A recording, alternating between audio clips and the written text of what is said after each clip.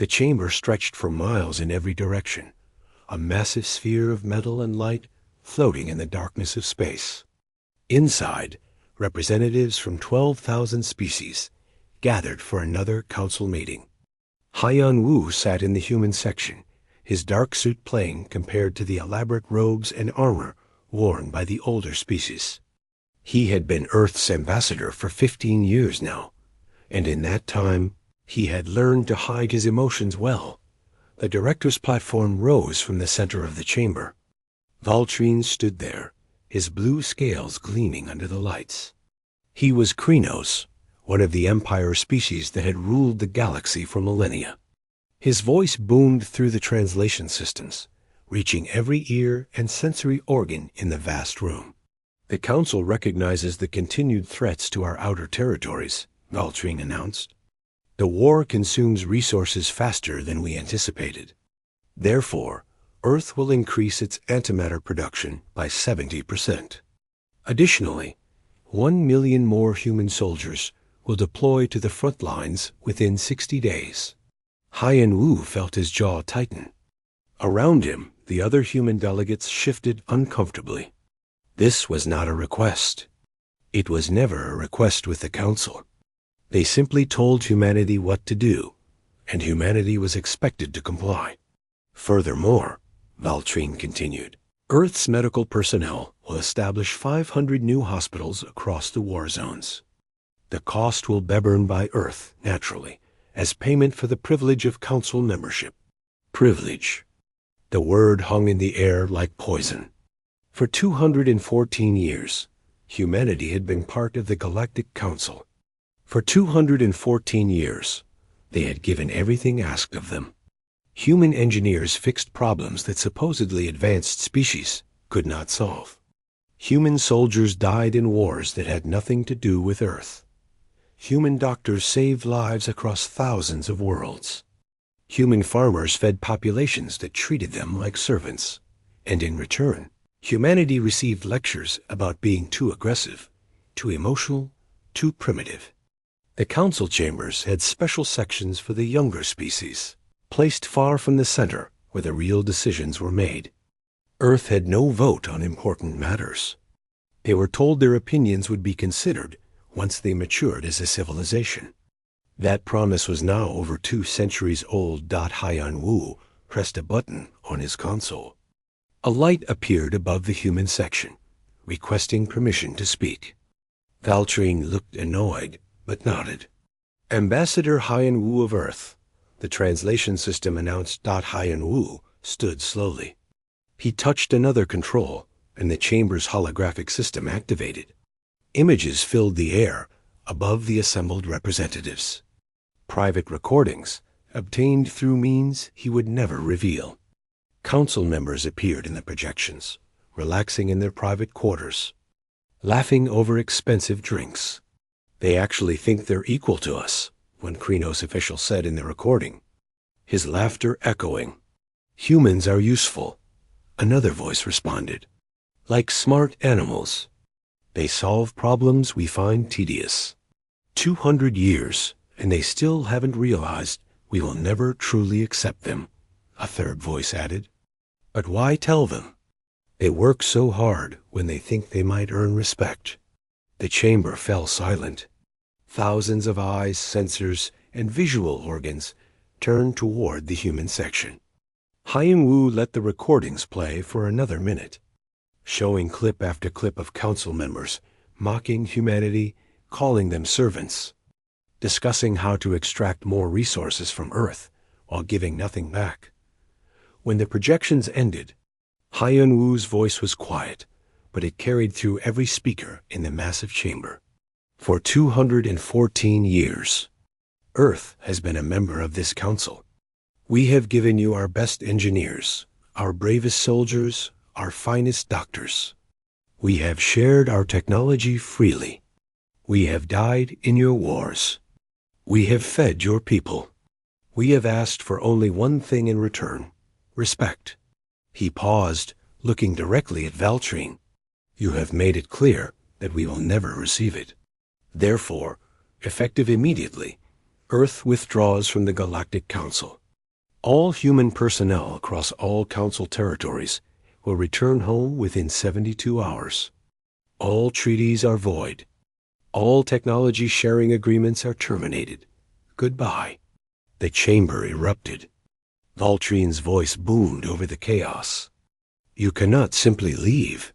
This is absurd. Earth has obligations. We have fulfilled our obligations for over 2 centuries. Haiyan Wu replied calmly. "Now we choose to fulfill our obligation to ourselves." Another human stood. G1 was the director of Earth's engineering corps, a small woman with gray hair and sharp eyes. Her voice was steady. All human-built infrastructure will deactivate in 72 hours. This includes quantum drive systems on 92% of Council military vessels. This includes power generation systems on 8,300 worlds. This includes the communications network that connects Council space. This includes the medical systems in your hospitals. This includes the food production systems that feed your populations. All of it will shut down. "You're bluffing," Valtrine said, but his voice had lost its confidence. "Test us," G1 replied simply. The other Council members began shouting. Some demanded that Earth be punished. Others insisted this was just a negotiating tactic. A few of the younger species, ones who had also felt the Council's condescension, remained silent and thoughtful. Haiyan Wu gathered his documents and walked toward the exit. The other human delegates followed him. As they left the chamber, he could hear Valtrine trying to restore order, his voice growing more desperate. On the transport back to Earth's embassy station, G1 sat next to Haiyan Wu. "They think we will change our minds," she said. "Let them think that," Haiyan Wu replied. "In 72 hours, they will understand." Across Council space, messages went out to every human installation. Return home. Immediately. No exceptions. In military bases, human soldiers began packing. In hospitals, human doctors prepared their departure. In power stations, human engineers set timers on the shutdown sequences. On farms and in factories, aboard ships and inside research stations, humanity began its exodus. Some Council members tried to stop them. On the world of Vesser 7, local authorities attempted to arrest the human agricultural teams, demanding they stay and maintain the food systems. The humans refused. When guards tried to use force, they found that humans were far stronger and faster than anyone had realized. The guards ended up unconscious, and the humans boarded their ships anyway, in orbit around the Krynos homeworld. The Council's largest military station detected unusual activity. Every human engineer was leaving simultaneously. The station commander ordered them stopped, but the humans simply walked past the guards. When asked how the station would continue operating without them, the chief engineer replied with a smile, "That sounds like your problem now." 72 hours seemed like a long time. For the Galactic Council, it would prove to be nowhere near enough that the first systems failed at exactly 72 hours and 6 minutes after Earth's announcement. Taeyang was already home by then, sitting in his apartment in Seoul, drinking tea and watching the news feeds from across the galaxy. He had been the chief engineer on the Krynos flagship Eternal Glory for 12 years. He knew exactly what would happen when the quantum drives shut down. The news showed it in real time. The massive warship, pride of the Krynos fleet, suddenly went dark. Emergency power kicked in, but without the main drives, the ship was helpless. It began drifting, and there was nothing the Krynos crew could do about it. Within an hour, 3,000 Council military vessels reported the same problem. Their human-designed engines had stopped working, and none of their own engineers knew how to fix them. Taeyang's phone rang. He looked at the caller identification and smiled. It was his former captain on the Eternal Glory. He did not answer. On Nesser 7, Bora watched from orbit as the agricultural systems began failing below. She had spent 8 years on that world, teaching the local population how to use Earth's advanced farming technology. The systems were designed to be simple, but they still required maintenance and understanding. The locals had never bothered to learn. Why should they? The humans would always be there to fix things. Now the humans were gone. The massive automated farms that fed 80 billion people across 6 sectors were shutting down, one field at a time. Laura knew that within 2 weeks, food shortages would begin. Within a month, people would start starving. She felt a moment of sadness, then reminded herself of the conversation she had overheard last year. The planetary governor had been speaking with friends, laughing about how dependent they were on the human servants, but how cheap it was to keep them working.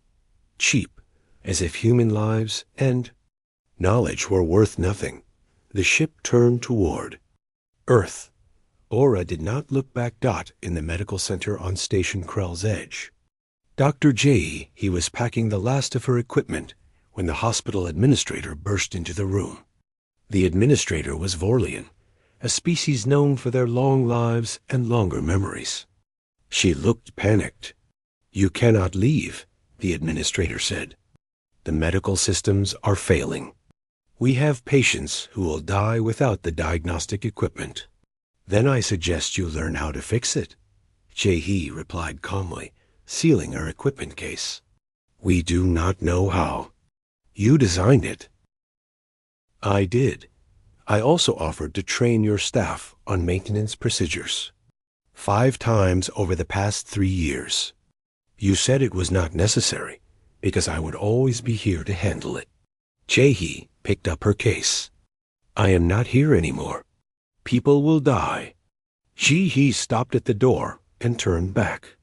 Her voice was soft but cold. "People have been dying for 2 centuries, while humans tried to save them. We died in wars that were not ours.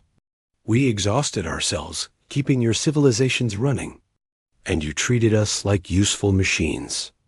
Now you will learn what it means to stand on your own." She left. Behind her, alarms began sounding as critical medical equipment started shutting down. The pattern repeated across the galaxy. Communications networks went dark because Donghaien's encryption protocols required human oversight. Supply chains collapsed because Young Mi's management system was too complex for anyone else to understand. Defense grids failed. Food systems stopped. Power stations went offline. Everything humanity had built, maintained, or improved was falling apart. The council held an emergency session. Valtrine stood before the assembly, his scales no longer gleaming. He looked tired and afraid. "We must bring the humans back," he announced. "Send delegations to Earth. Offer them whatever they want." "We should send warships," one of the military representatives countered. "Force them to comply." "With what ships?" Another voice called out. "Half our fleet cannot move." The debate raged for hours.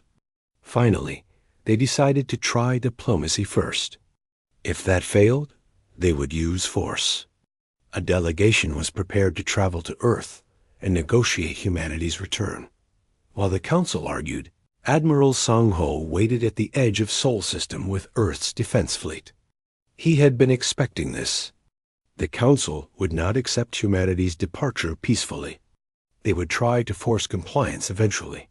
3 days after the infrastructure failures began, the council's warships appeared. 5 dreadnoughts, massive vessels that had never been defeated in battle. They were some of the few ships whose drives were not human-designed. The lead ship transmitted a message. "Earth vessels, stand down. The Council has declared humanity in violation of treaty obligations. You will return to your posts immediately or face consequences." Sang-ho smiled. He opened a channel. "You have entered Sol System without permission. You have 10 seconds to turn around and leave. If you do not, we will destroy you." The response came back quickly. "You cannot be serious. We are Council warships. Your primitive vessels are no threat to us." 5 seconds, Sang-Ho replied. The council ships did not turn around. They probably thought he was bluffing. After all, humans had always been peaceful, always diplomatic, always willing to talk. What the council did not know was that humans had been holding back for 2 centuries.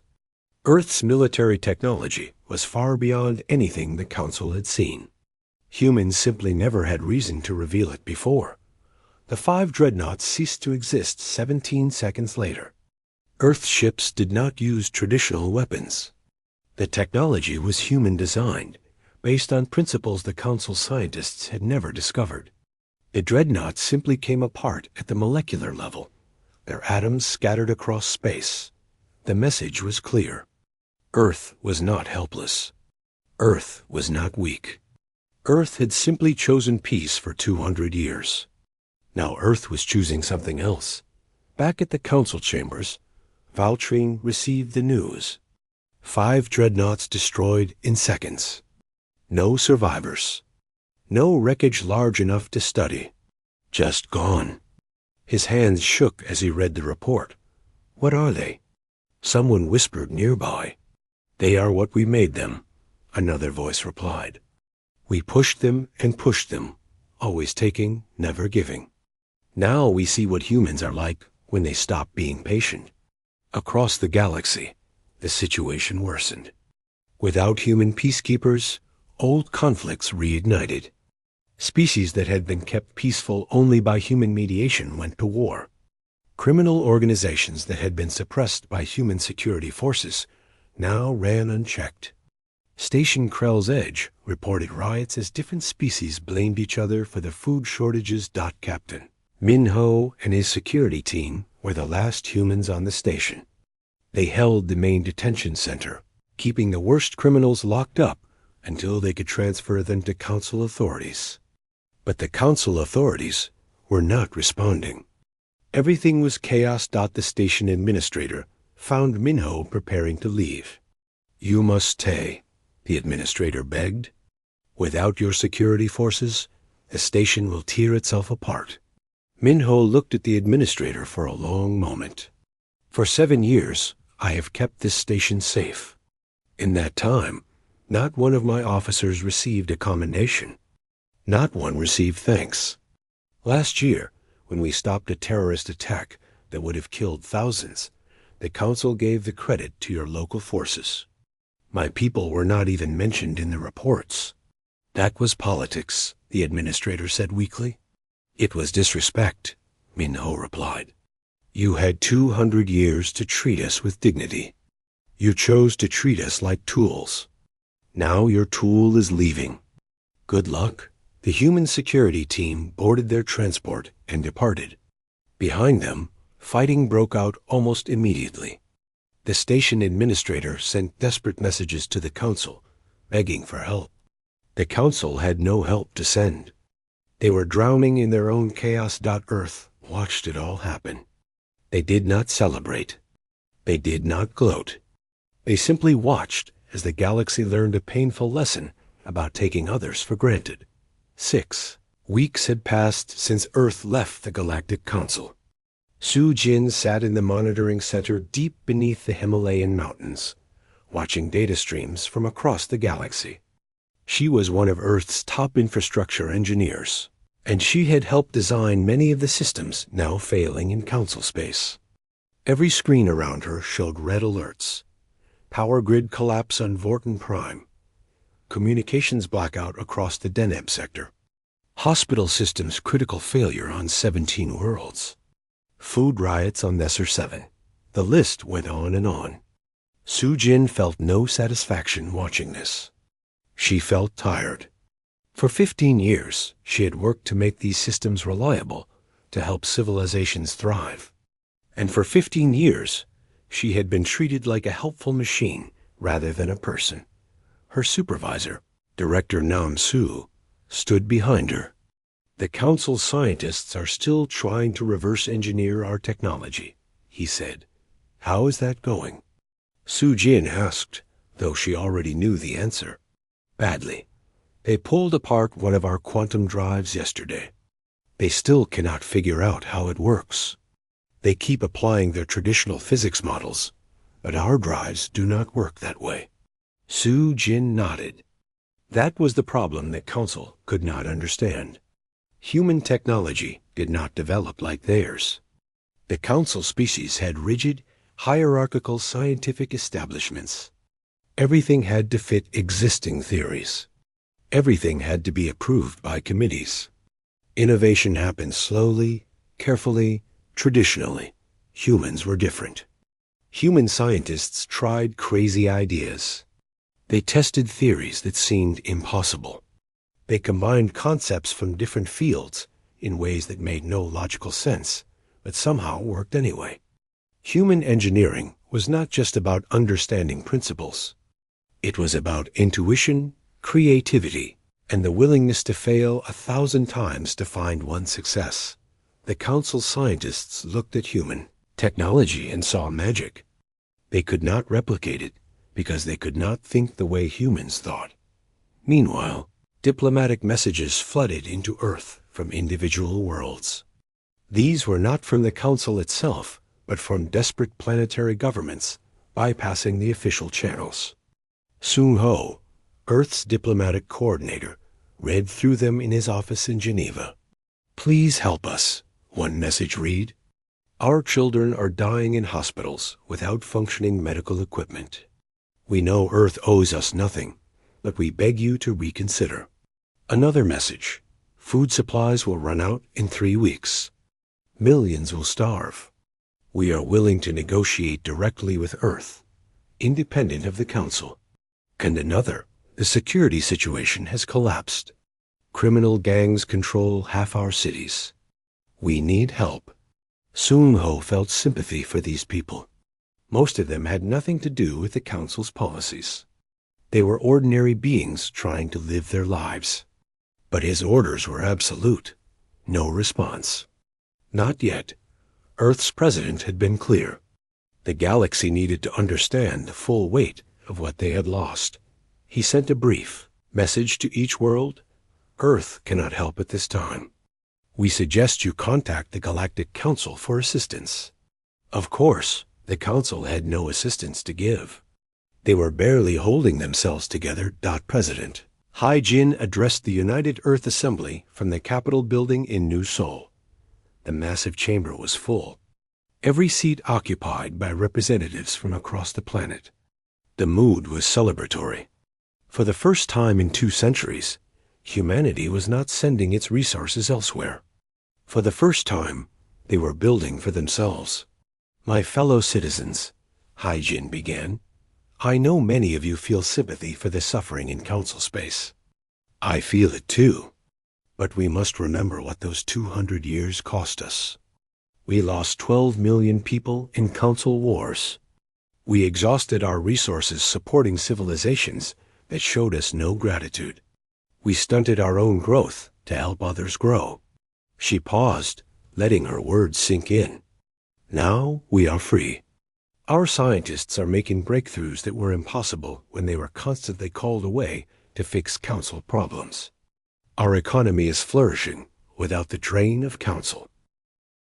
He sent his report up the chain of command and waited. The decision of what to do next was far above his level. He was just an observer now. For 2 centuries, humans had been the galaxy's protectors. Now they were simply watching it burn. Somewhere in the back of his mind, Kyung-Soo wondered if humanity would intervene. If the Vorath threatened extinction, would Earth stand by and watch? Or would humanity's nature, that deep drive to protect and help others, overcome their anger and hurt? He did not know. But he suspected the galaxy was about to find out. The Vorath swarm moved through space like a plague.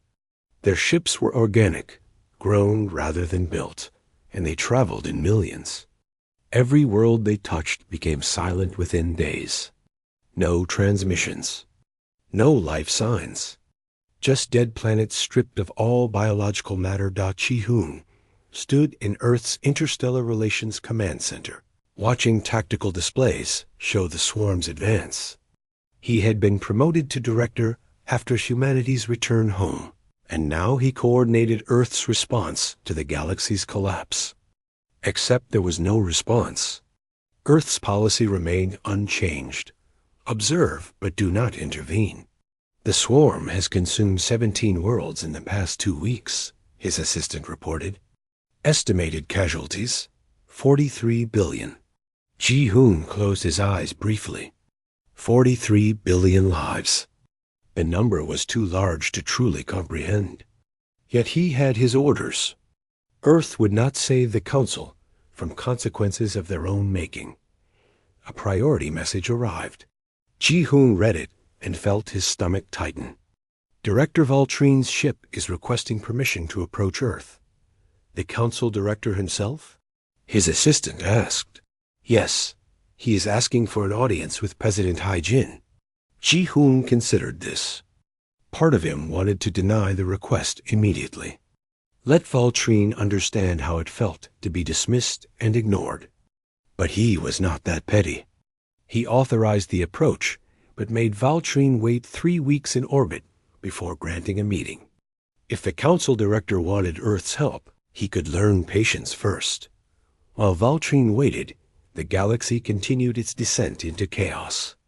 On the world of Parthian, government forces fought a 3-way civil war with rebel factions and criminal gangs. On the trading station Nexus 7, different species blamed each other for the economic collapse, and riots erupted daily.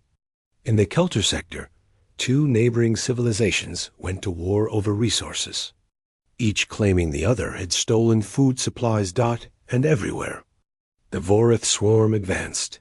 Military Commander Wonshik received reports from Earth's intelligence network. The network had not shut down when humans left Council space. Earth still monitored everything, still gathered information. They simply chose not to act on it. The Council's military has engaged the swarm 4 times. Wonshik told President Hai-jin in a private briefing. They lost every battle. Without our tactical systems and weapons technology, they cannot fight effectively. Casualties? Hai-jin asked. Council forces. 70,000 ships destroyed. Approximately 2 million personnel killed. Vorith losses. Minimal. The swarm adapts too quickly to their conventional weapons. Hai-jin nodded slowly. She looked tired. How long until the swarm reaches the core worlds? At current speed, 6 weeks. Maybe less. And Earth's defensive capabilities? We can stop them, Wonshik said confidently. Our weapons are specifically designed to counter Vorith biology. We learned how to kill them 20 years ago. But if we engage, we would be saving the Council. I know, Hai-jin said quietly. She had been president for 12 years.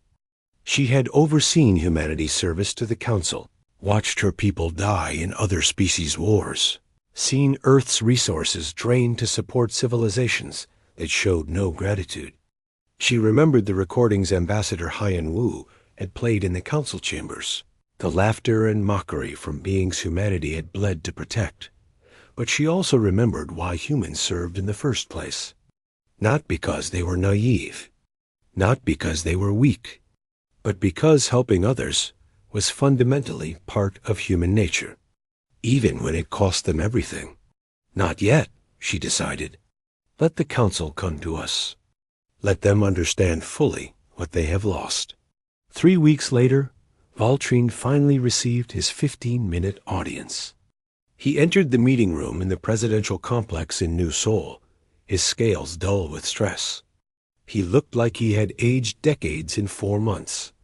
President Hai-jin sat across from him, flanked by Ji-hoon and several other human officials. She did not offer Valtrine refreshments or make small talk. She simply waited. Valtrine began speaking immediately. Madam President, I come before you humbled and desperate. The galaxy is dying. Billions are dead. Civilizations that have existed for millennia are collapsing. And the Vorith swarm threatens to extinguish all biological life in Council space. He paused, seeming to gather his courage. I was wrong. The Council was wrong. We treated humanity with contempt when you deserved respect. We exploited your generosity when we should have honored it. We called you primitive when you were actually more advanced than any of us understood. Hai-Jin listened without expression. I am here to beg, Valtrine continued, his voice cracking. Not negotiate. Not demand. Beg. The galaxy needs Earth. We will accept any terms. We will give you anything. Resources, territory, technology. We will formally acknowledge all of humanity's contributions. We will prosecute those who profited from your exploitation. Just please help us. He fell silent. The room was quiet for a long moment. Finally, Hai-Jin spoke. You offer us things that were already rightfully ours. You offer to acknowledge truths that were always obvious. You offer justice that should never have been necessary in the first place. Valtrine bowed his head. Earth will consider returning to Council space, Hai-Jin said. But our terms are non-negotiable. Full reparations for 2 centuries of exploitation, paid over the next century. Permanent veto power on all Council decisions. Formal acknowledgement of humanity's contributions to be taught in schools across all Council worlds. And criminal prosecution of all officials who knowingly profited from humanity's subjugation. She leaned forward. Most importantly, the Council as it exists will be dissolved. A new galactic government will be formed with Earth holding final authority. The old Council species will be probationary members, your rights conditional on accepting humanity's leadership and contributing fairly to galactic civilization. Valtrine looked shocked. You are asking us to surrender control of the galaxy to you. No, Hai-Jin replied calmly. I am telling you the price of Earth's help. You can accept these terms, or you can face the Vorth alone. The choice is yours. The Council will never agree, Valtrine said weakly. Then the Council will die, Hai-Jin said simply. Your 15 minutes are up, Director. You may return to Council space and present our terms. You have 1 week to decide. Valtrine left Earth knowing he had no choice. The Council would have to surrender, or they would face extinction. Pride was a luxury only the living could afford. He returned to Zenith Prime and presented Earth's terms to the Council. The reaction was explosive. Many species refused to accept human authority. They argued, debated, and protested. But their arguments were drowned out by the sound of alarms. The Vorth swarm had reached the border of core world space. The Krynos homeworld would be attacked within 48 hours. In the end, survival won over pride. The Galactic Council held a final vote. By a margin of 8,000 to 4,000, with many abstentions, they agreed to Earth's terms. The Council formally dissolved itself and transmitted an unconditional surrender to Earth. On Earth, President Hai-Jin received the message. She read it carefully, then looked at her assembled military commanders. Prepare the fleet, she ordered. We are going back.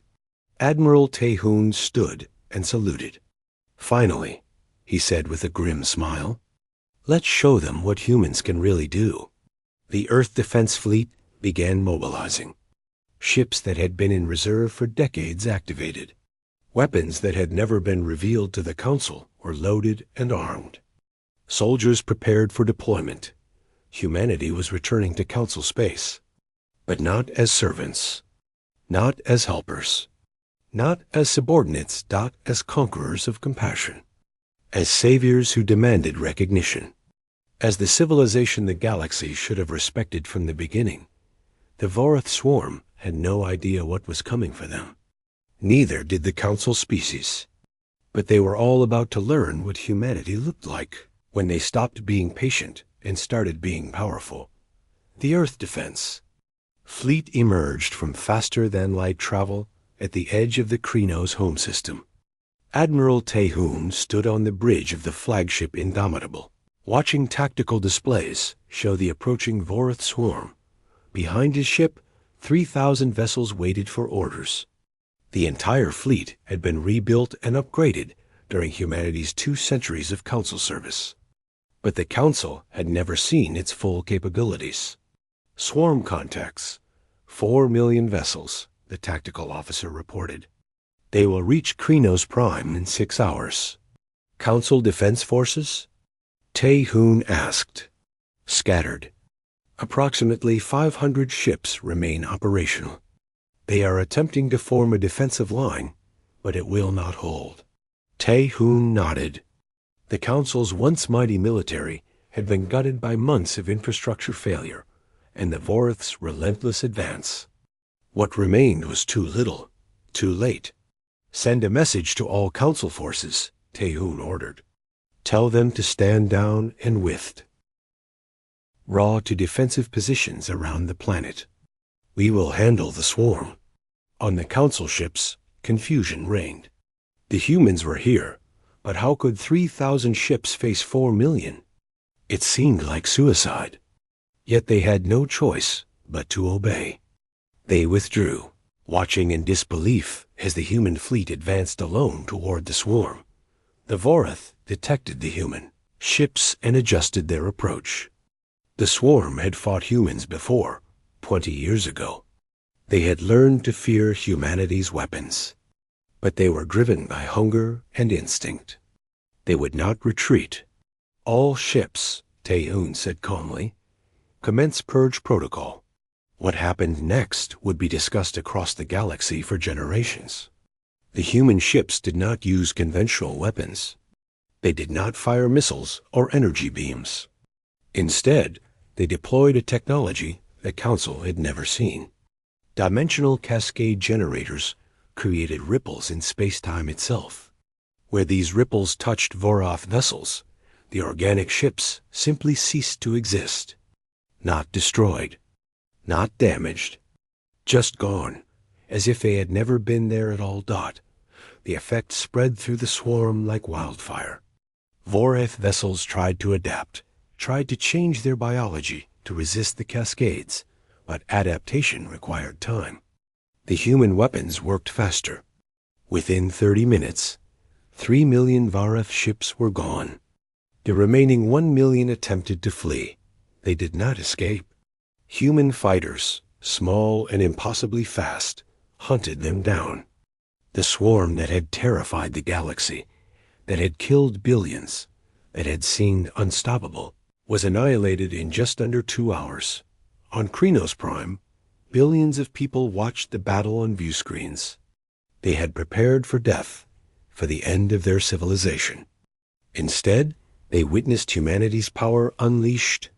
The same humans they had mocked and belittled had just saved them with casual efficiency. Admiral Tae-Hoon received a transmission from the Krenos planetary government. Admiral, we do not know what to say. You saved us. We saved you. Tae-Hoon agreed, because that is what humans do. But understand this clearly. We saved you on our terms. The old council is dead. You will accept Earth's authority, or we will leave you to rebuild alone. Choose now. We accept, the Krenos official said immediately. Completely. Without reservation. Similar scenes played out across council space. The Earth fleet split into battle groups and systematically eliminated every Vorith presence in the galaxy. It took 3 weeks to cleanse all infested territories. The campaign was brutal, efficient, and one-sided. The Vorith, which had seemed invincible, proved helpless against human military technology. Marine Captain Subin led ground forces on the world of Tarsus III, one of the last Vorith-occupied planets. The swarm had left devastation behind. Cities were ruins. Bodies lay everywhere. Survivors huddled in shelters. Starving and terrified, Subin's forces cleared the remaining Vorith ground organisms, then immediately shifted to humanitarian operations. Despite everything the Council had done, despite 2 centuries of disrespect, human soldiers still helped survivors. They distributed food, provided medical care, and rebuilt critical infrastructure.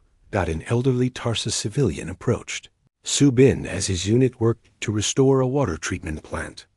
The civilian looked at the humans with tears in his eyes. "Why?" he asked. "After how we treated you, why do you still help us?" Su Bin paused in his work and looked at the old man. "Because someone has to," he said simply. "Because helping others is what humans do, even when you do not deserve it. We do it because it is right, not because you earned it." The civilian wept openly. Su Bin returned to his work. 6 months after Earth's fleet deployed, the crisis was over. The Vorath swarm was extinct. Galactic infrastructure slowly began functioning again as human engineers returned to their posts, this time with fair compensation and respect. Food production resumed. Hospitals reopened. Communications networks came back online.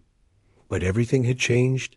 Ambassador Haiyan Wu, who had started this entire chain of events, now sat at the head of the new Galactic Assembly. The old council chambers had been transformed. The hierarchical seating arrangement was gone.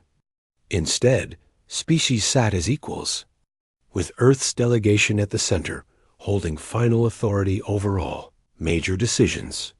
The first act of the new assembly was to formally acknowledge humanity's contributions over the past 2 centuries. Every school in assembly space would teach this history.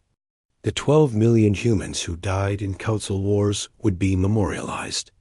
The exploitation would be remembered, so it would never happen again. The second act was to establish the compensation system. Former council species would pay reparations to Earth over the next century. The amounts were calculated based on exactly how much they had taken from humanity over 200 years. Some species would pay for generations. The third act was to create a new system of governance. Earth held veto power over military actions, resource allocation, and diplomatic treaties. Probationary members could earn full status by demonstrating fair treatment of all species and meaningful contributions to galactic civilization. No species would ever again exploit another the way humanity had been exploited. Years passed. The galaxy stabilized under human guidance. Resource Coordinator Young Su developed fair distribution systems that ensured no world went hungry. Agricultural Director Mijin helped restore food production across thousands of planets, implementing sustainable practices that prevented future crises. Medical Officer Chan Wu established medical academies across the galaxy, training local populations to maintain their own healthcare systems.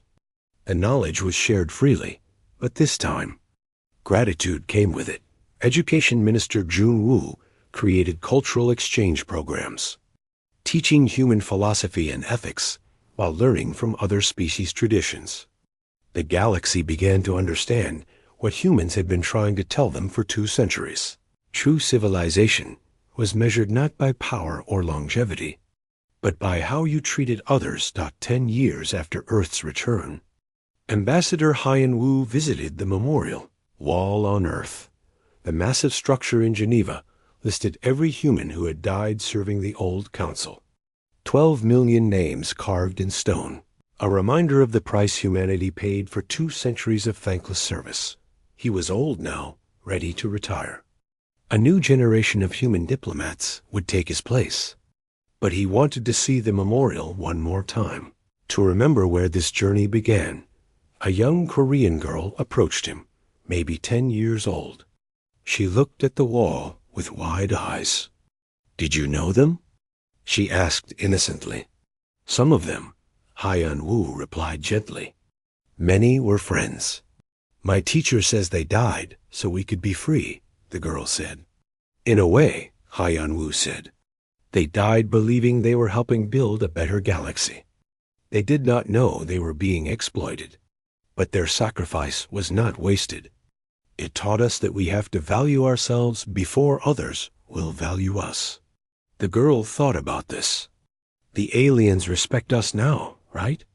"Yes," Haiyan Wu said. "They respect us very much now." "Good," the girl said firmly. She walked away, joining her family. Haiyan Wu smiled. He touched one name on the wall, a friend who died in the Outer Rim Wars 40 years ago. "We did it," he whispered. "We made them understand." Across the galaxy, humanity's influence grew not through force, but through competence and integrity. Human engineers taught others to maintain the systems they built. Human doctors trained local medical staff. Human soldiers helped establish fair security forces. Human diplomats mediated disputes with wisdom earned from centuries of experience. The galaxy had learned its lesson the hard way. They learned that humanity did not need the universe, but the universe desperately needed humanity. They learned that respect must be earned, but also given. They learned that taking others for granted eventually comes with a terrible price. And most importantly, they learned that the quiet species from the small blue planet, the ones they had mocked and exploited for so long, were not weak or naive. Humans were patient. Humans were kind. Humans were generous. But humans were also powerful, capable, and willing to walk away from those who did not appreciate them. The old council species told their children stories about the time humanity left, about the chaos and death that followed, about the day the humans returned as saviors and conquerors both. They told these stories so the children would remember. Never take for granted those who help you. Never mock those who serve you. Never mistake patience for weakness or kindness for stupidity, because humans had been patient for 2 centuries. They had been kind for 2 centuries. They had been generous for 2 centuries.